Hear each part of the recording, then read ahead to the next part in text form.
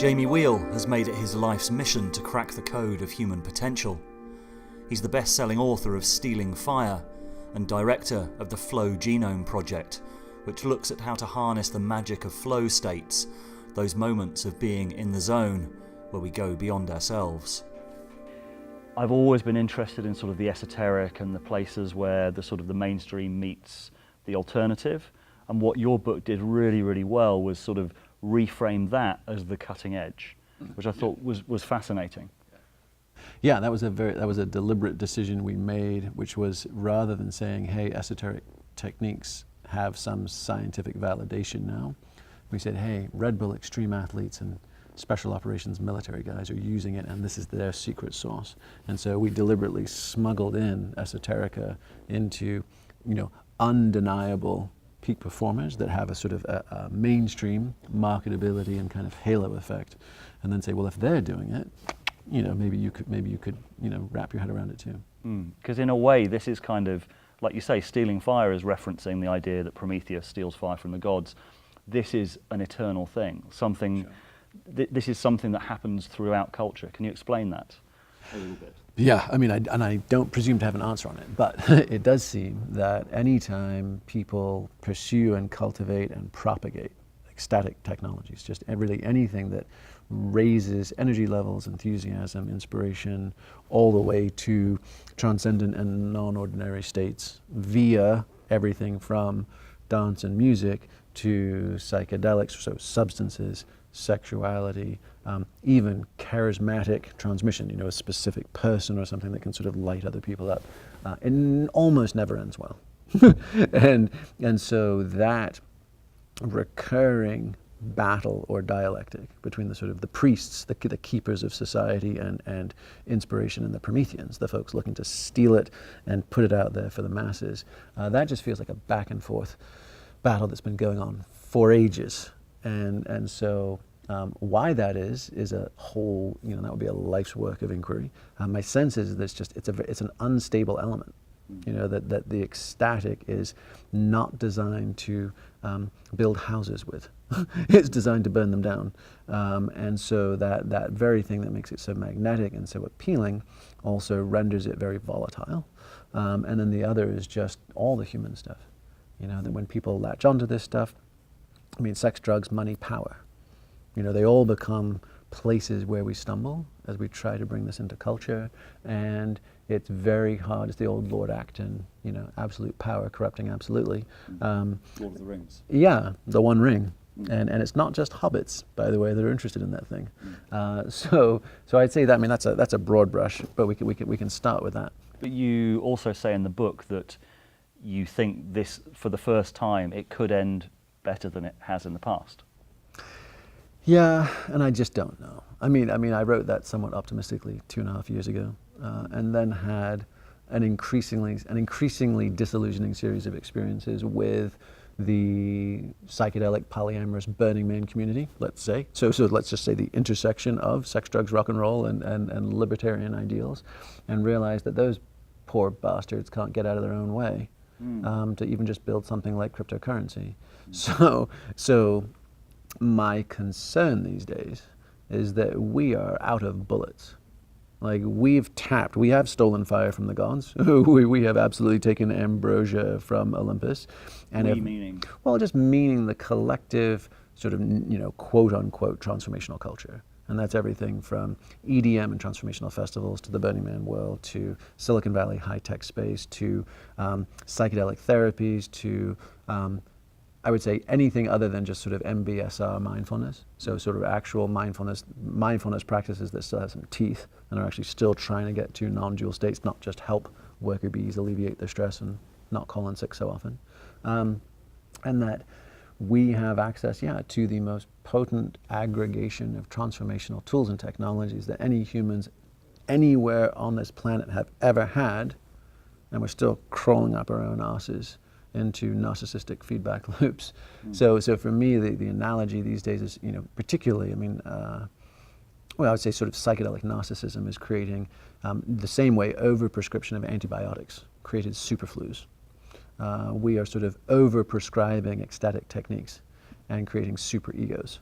So instead of eclipsing our senses of ourselves, there's 5% left, and then you stop taking the medicine, and then they come back stronger than ever. And so now we have people thinking that they are the second coming, think that they do have a hotline to divine intelligence, think they do presume to say what the universe is about and how it operates, think they can in fact sell workshops and enroll punters online to follow them around. So we've ended up with a very problematic late stage issue, which I never would have seen coming, which is the resurgence of egoic virulence in the midst of transcendent technologies.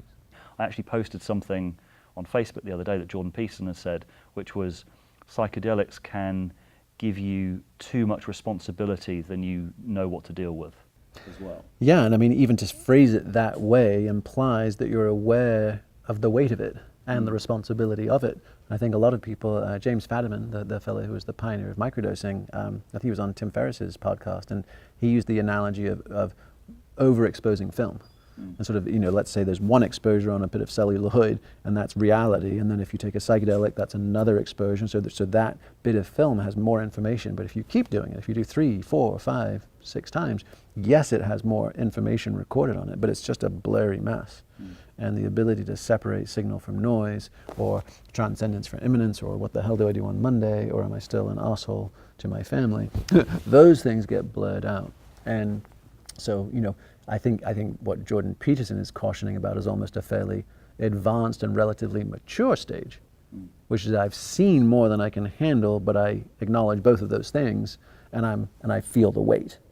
But I think there's a whole degree of lower levels of self-awareness where people are just getting lost in the fairy lights. And there's cautions about that in a lot of mythological traditions, whether it's sailors being seduced by the rapture of the deep and the mermaids and getting sort of going off to their doom, or in the sort of English tradition, the Celtic tradition, the fairy lights in the forest and being enchanted by them and wandering off into the woods never to be seen again, or come back in what only seemed like a minute and it's a lifetime away. I think those are the kinds of the cautions that we're facing sort of freshly now. I mean, there was all the train wrecks of the 60s and all the cautionary tales about just following your bliss and doing that, but we're coming back around to that point and going, hey, wait a tick.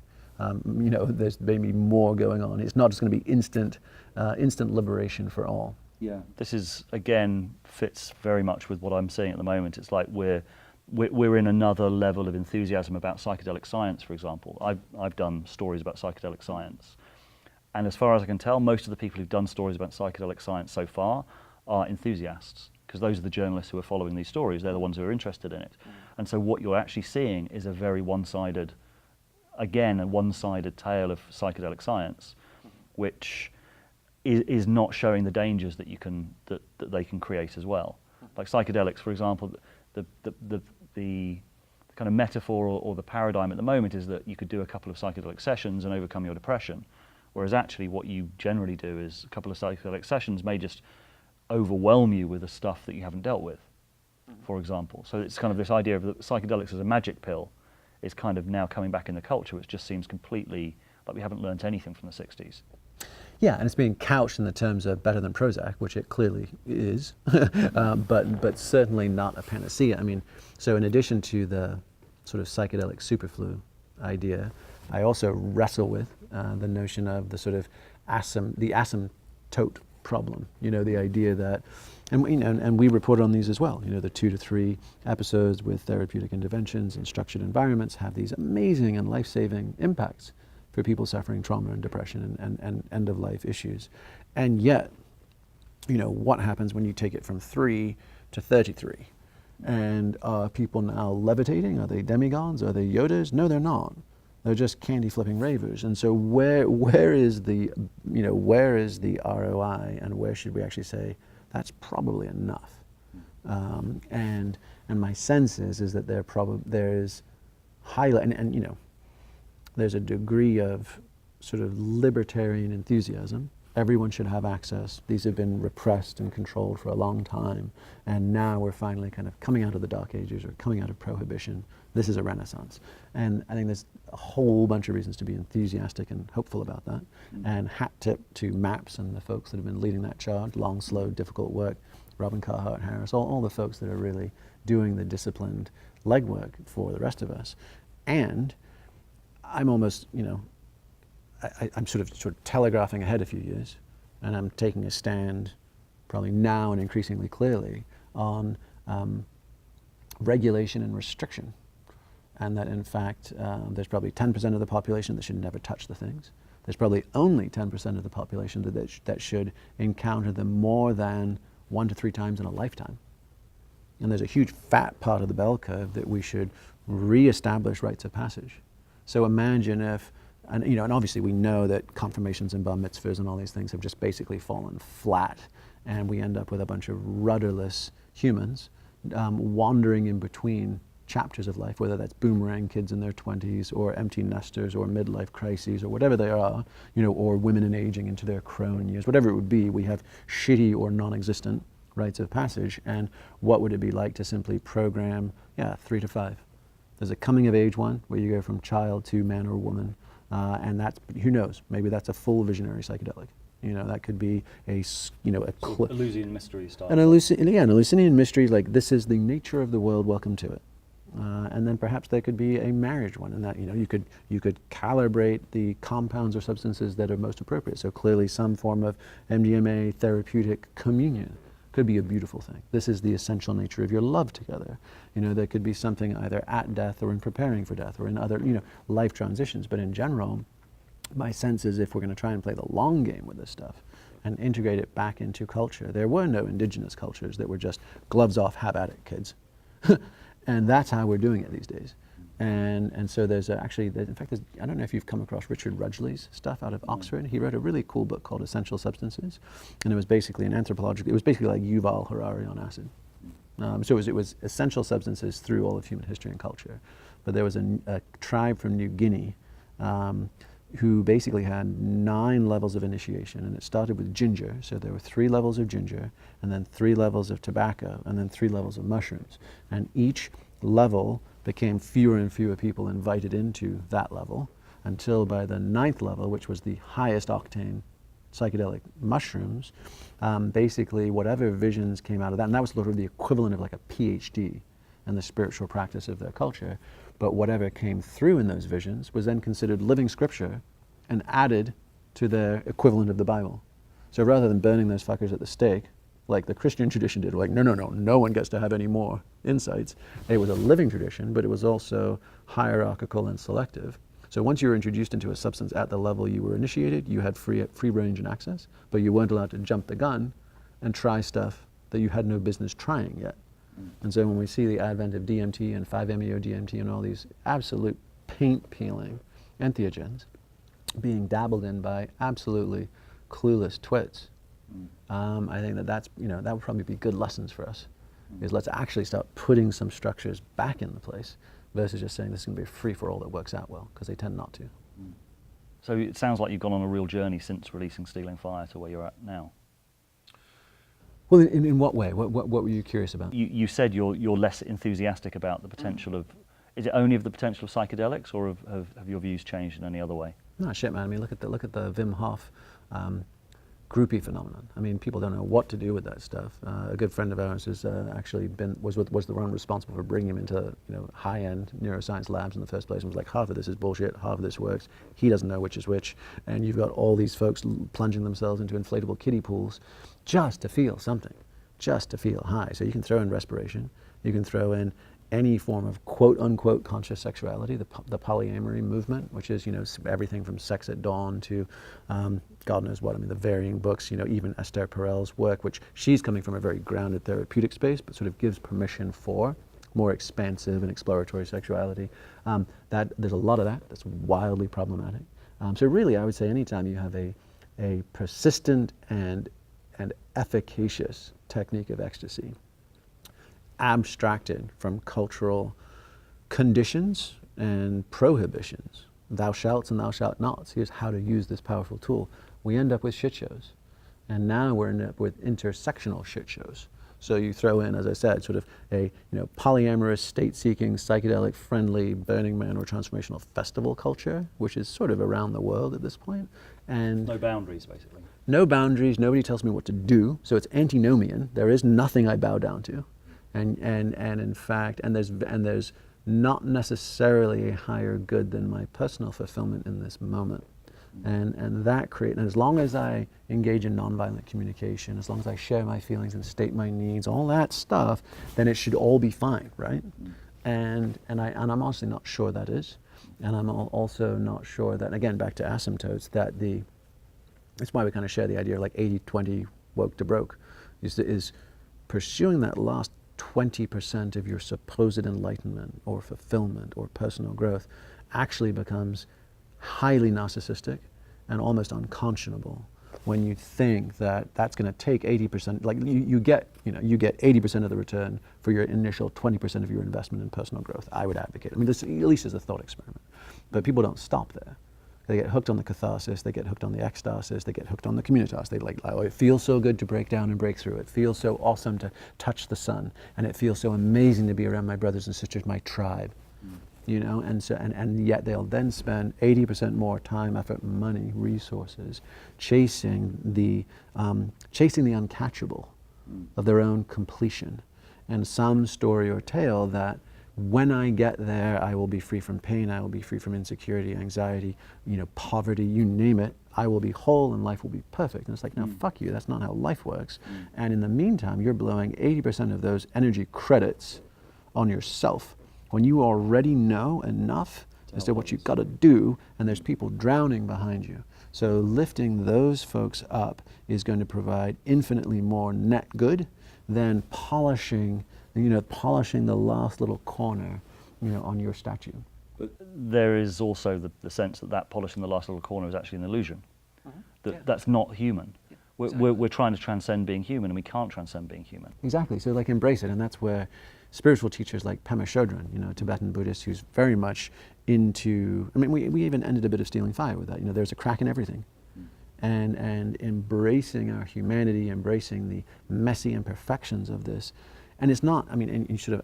I'm hesitant to say the other half of the sentence because it becomes so glib, but the idea of like therein lies the actual route to wholeness and realization. It's not continuing to climb the mountain. It's the Zen ox-herding parable, like returning to the village with helping hands, and the idea that it's all still about me and my process and my journey. Sort of fuck your journey. and I think that kind of loving backhand is something that this extended movement needs much more of. Which is if you're not making the world materially better, and if you're not serving harder done by folks than you, then Instagram photos of your hashtag blessed life, you can just fuck off with them, because it's never been the point. And the only humans that have ever had access to these tools and techniques have generally been within martial and monastic traditions, and there's always been a code and an ethics and a point as to why you would even have access to them in the first place. And I mean, a lot of this sounds quite Jordan Peterson-esque.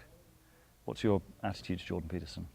Yeah, I mean, I'm glad he's out there, and I think there are, I think at a minimum there's sort of three different Jordan Petersons. There's Jordan Peterson, the analyst and academic, which virtually nobody ever heard of.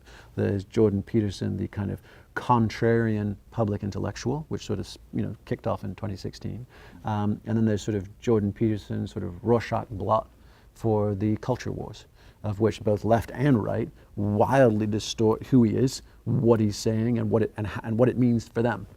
And so we get the second and the third ones completely mixed. Although the first one, University of Toronto and former Harvard professor, is the one that gives the credibility and the weight to the other two dialogues. So in that respect, I think as what I imagine him to be as an actual man is a pretty high integrity, principled person who likes to think for himself and likes to speak not just truth to power, but also likes to remind his audience, whether it's students or broader than that, what is a good life well lived. And now I think there are problems in how, in the age of sound bites and hundreds of hours of footage and tons of speaking and those kind of things, that become problematic. And I'm not in any way convinced that if I sat down with him and said, hey mate, what about this bit, that he would actually stand and defend them. But impressions I get would be that his I think he sometimes over-catastrophizes the slippery slope to Marxism, in the sense of that all the, this way lies Stalinist death camps, therefore we cannot give 1 inch on concessions to progressive ideals or agendas. Although, having said that, I have also personally experienced the almost Chinese communist-like Tamzing struggle sessions of political correctness in the academy and in kind of left-wing, left coast ideas. So it's not that I don't see the peril, I do. I just think sometimes he uses the slippery slope argument, I think he pulls it out just sometimes a little early, is the bottom line, without necessarily enough conditions to justify it. He sometimes, in my experience, I think I remember him on Joe Rogan, doing the life is nasty, brutish, and short, the kind of Hobbesian, it's always been this way, therefore any efforts to try and recalibrate or rebalance the scales are fundamentally flawed, delusional, and, by the way, lead to the Stalinist death camps, without any more nuanced socio-political critique of practices and policies. So, for instance, concentration of wealth in the 1% and even the percent of the 1% has been directly traceable, at least in the U.S., over tax and corporate law, various deliberate policies that are fundamentally different than the 70s and 80s, and have now resulted in an incredible skewing and aggregation of wealth in the hands of the few. For him to skip over that and go to lobsters and serotonin feels like skipping some critical steps, and also skipping some critical places of potential responsibility. Let's think, there's a couple more. There would be another one, would just be, where is his insight coming from? And so we talked, when you were describing, hey, you almost sound a little bit like Jordan Peterson. I mean, in the sense of, I mean, if I had to describe my worldview in a nutshell, it would be sort of a Neoplatonic, so there was a Neoplatonic, Stoic, mystic, Christic, Gnostic. So the idea of Neoplatonic, I have always just sort of felt like there is a realm of ideal forms. Stoic, suck it up, fat kid, and do the hard thing, 100%. Gnostic, there is a certain ineffable experience of being, and then the mystic Christic is some reflection on the Judeo-Christian Western tradition, but nothing to do with 2,000 years of bureaucratic administration, and everything to do with what is nominally the metaphor of Kairos and Chronos, the intersection of kind of sacred and profane time in human form. So in that respect, I would track with Peterson. My sense is, for me, my gnosis or understanding has come from ecstasis, has come from peak experiences. And my sense for him, at least as he shares what he does of his life, has come from catharsis. It's come from the suffering. It's come from battling depression. It's come from staring the abyss in the face versus the view from the summit. And those are ideally come full circle and reinforce each other. But if I had to sort of delineate maybe where is his transmission anchoring from, it's maybe a little bit more the staring the abyss and surviving it than calling out coordinates from the mountaintop. Interesting.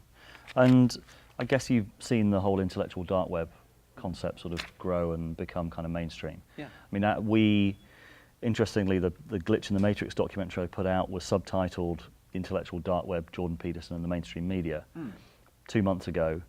And then the New York Times did a profile on it, and then we published something that said the intellectual dark web is dead. Because, you guys did? Yeah, because as soon as the New York Times publicizes something on it, then there is no intellectual dark web. It is now mainstream.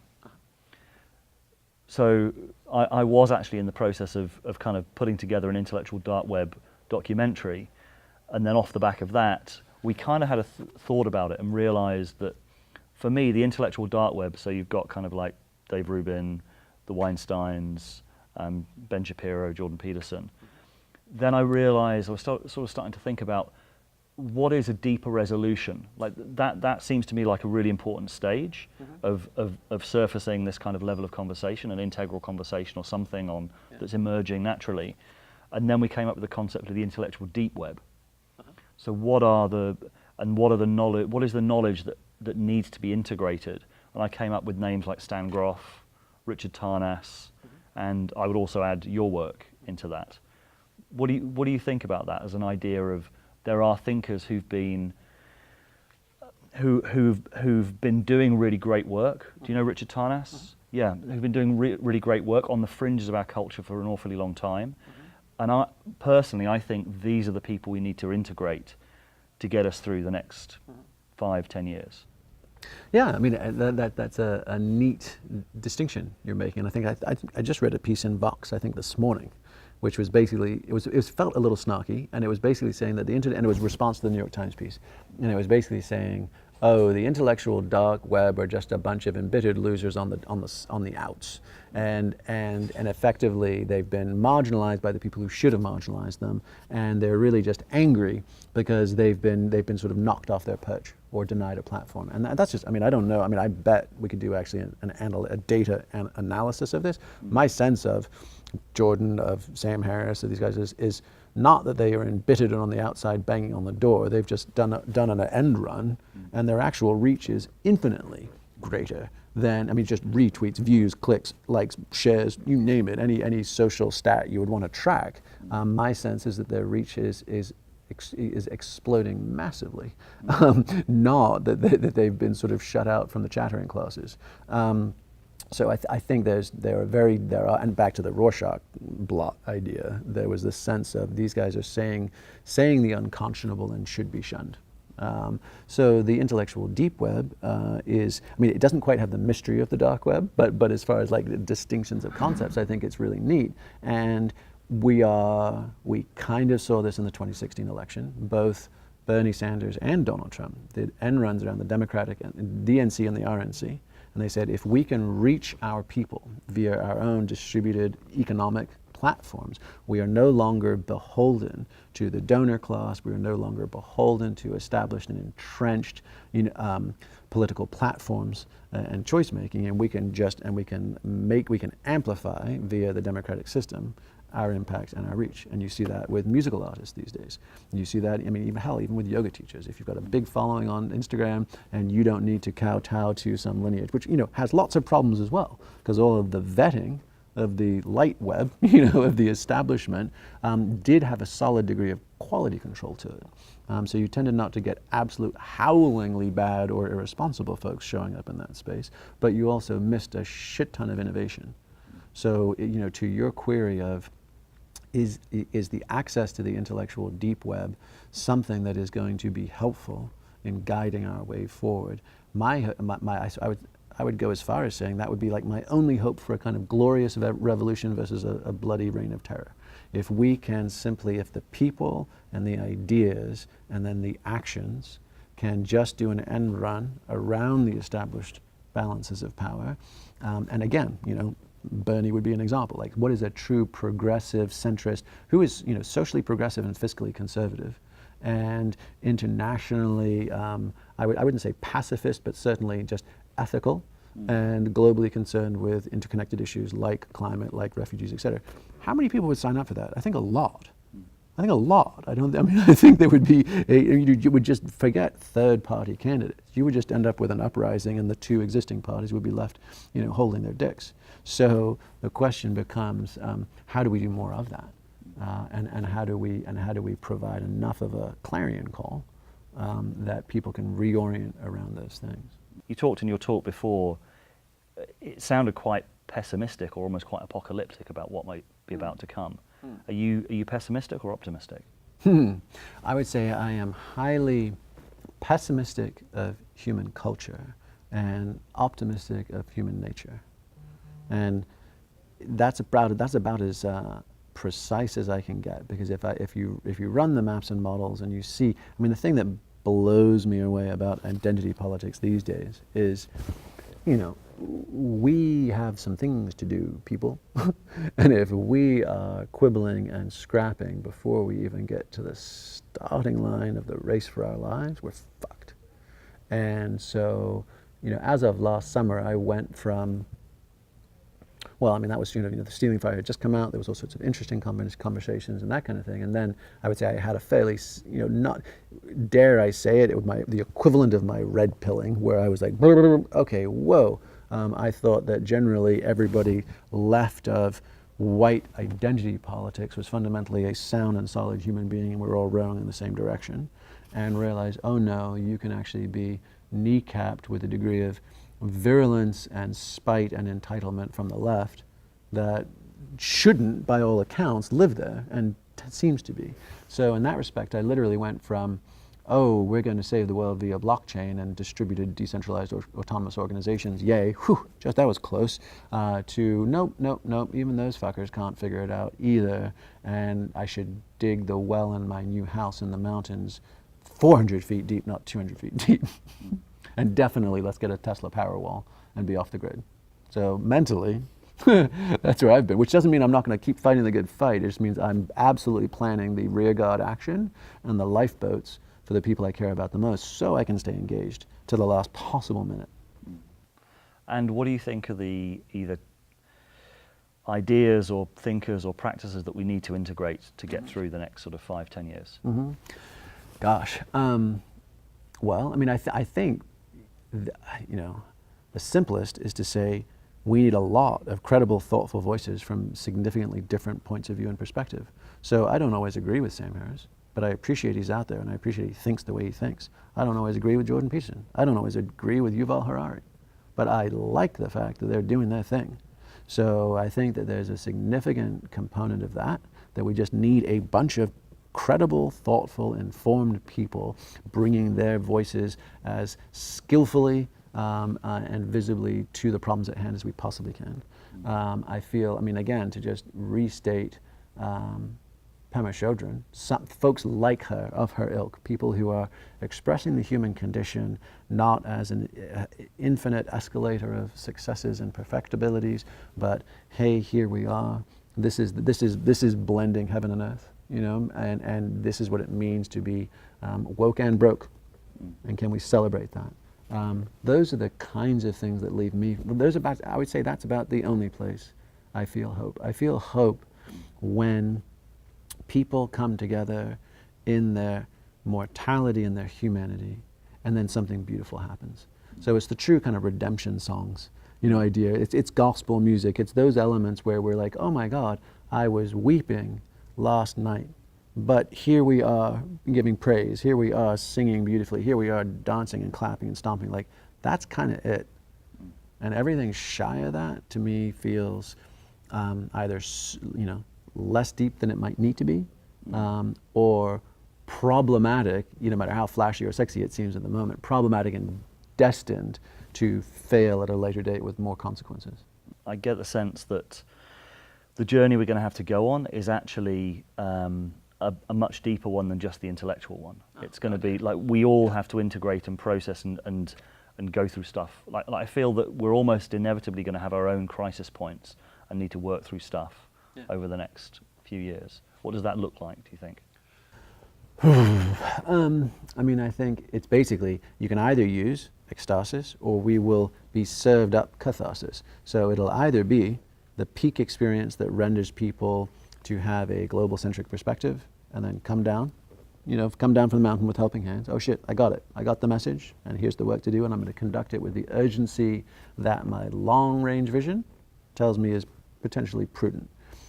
If we ignore that, and it seems like most of us are, including the people that are getting lots of time up at the top of the mountains, if we ignore that, then we will experience enough pain, unless or until that wakes us up instead. And what degree of cultural collapse, destruction, tension needs to occur or will occur in order for us to get to that spot, who knows? But that's where I'm not wildly comfortable. That's where I would say at a minimum deeply concerned, because the notion that even the things that are potentially helping us these days, like ecstatic techniques, culture and practices, unplugging, nature retreats, you name it. But the classic cliches is, let's go to Costa Rica or Mexico or Nicaragua and do yoga and ayahuasca and talk about our feelings and unplug from our phones. But even those things are being then sold, commodified, refracted through Instagram posts and through social media. And so even when people, I just read an article today on how basically Instagram culture is creating a huge spike in fatalities in Colorado's 14,000-foot peaks, because people are going there, they're shooting, oh, here I am shimmying along this knife ridge, it's this awesome rad shot, look at me, I did it. And then other people are de-risking the process. And there's one mountain near Aspen where 5 people died in 6 weeks. And that's analogous, that high territory, which then seems safe and approachable, is just no different than hearing Joe Rogan on a podcast. I mean, how many CrossFit MMA guys are now hitting DMT because they're like, Joe said it was cool. You know, you're having these kinds of experiences, and even the things that are potentially our salvation are becoming commodified, refracted, and distorted by the very tools we're actually trying to get away from with those new solutions. So in that respect, we've almost trussed ourselves up with no escape, and that one baffles me. You know? You said you go to the top of the message, or sorry, you go to the top of the mountain, you get the message. What's the message? I mean, it's impossible to state it succinctly without it being cliche, but I would say stay awake and build stuff, you know, do the hard thing, above all be kind. That's Huxley's bit, you know. I mean, that's more than enough to start with.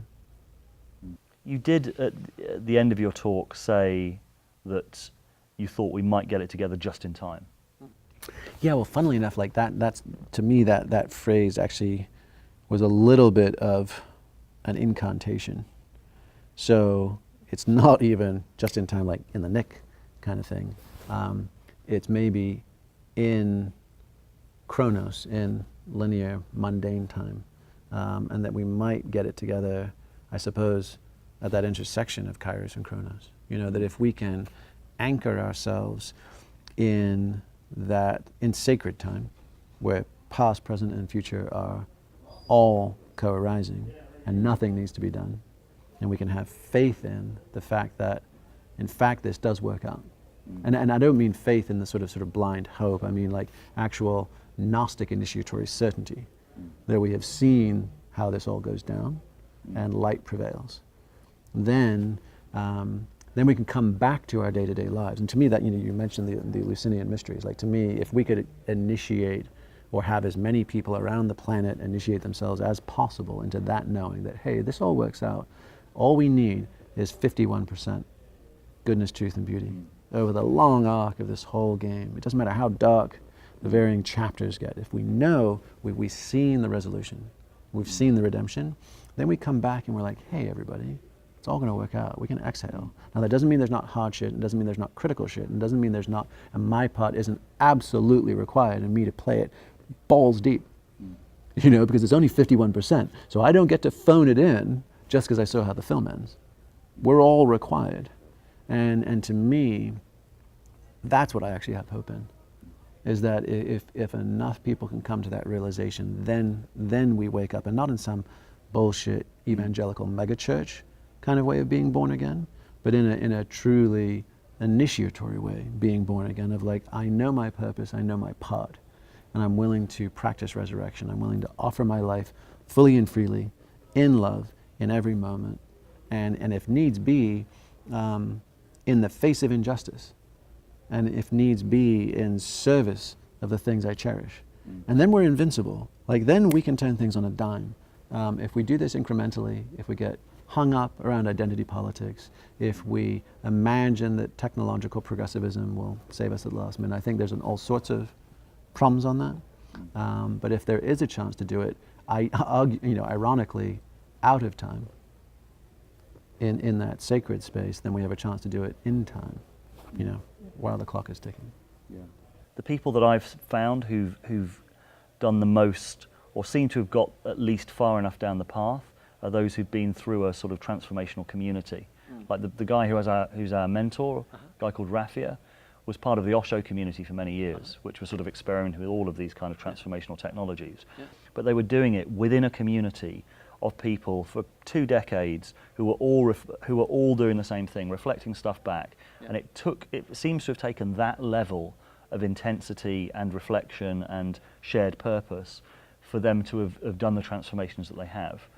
Like, they're almost it seems striking to me like how much work we seem to have to do to get to that place.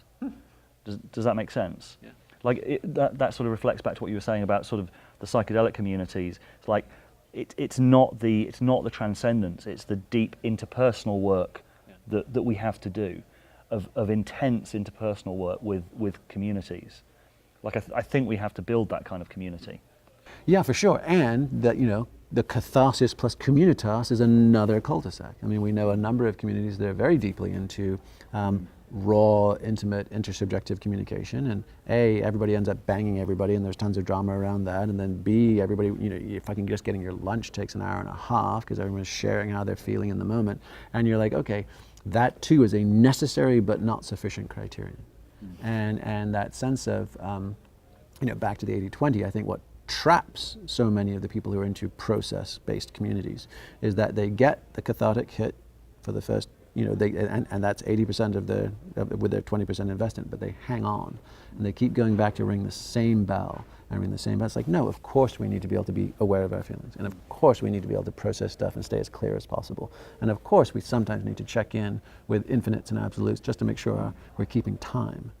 And then there's that element of integration and service. Purpose. Yeah, let's go. The whole stay awake, build stuff. Like if we're not doing those two things in concert, then the just staying awake just becomes an exercise. It's fiddling while Rome burns. And if we're just building stuff, but we've lost connection to the one, then we might build wonky, lopsided stuff that doesn't stand the time.